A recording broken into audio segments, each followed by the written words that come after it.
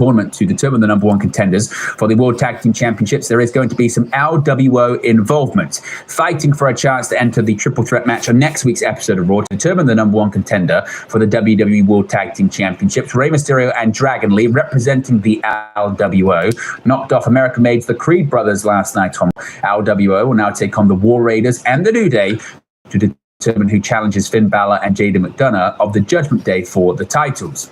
As is often the case with matches featuring factions, the action wasn't limited to the participants in the ring.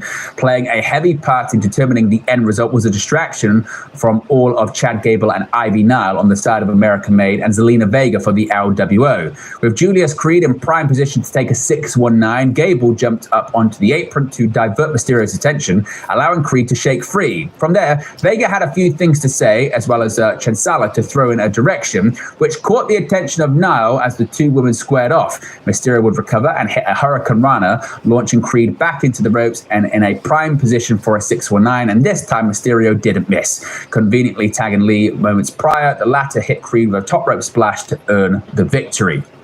Now, speaking of the Judgment Day, could Carlito be on his way out of the faction? Now, after a report made the rounds a few days ago that the Judgment Day was set to oust Carlito, that direction seemingly kicked off last night on Monday Night Raw. In a backstage segment, Raquel Rodriguez would question what Carlito's role in the group even was, to which he noted he brings the cool factor, and then went on to claim to be the fixer, since Carlito had offended Liv Morgan and Dominic Mysterio by laughing when Mysterio suggested he'd have a chance at beating Gunther for the World Heavyweight Championship. Carlito would try to get back in their good graces by saying he tried to get Mysterio a title shot. Later in a backstage segment, Carlito was shown talking to Raw General Manager Adam Pearce and pitching the idea that Dominic Mysterio should take on Gunther.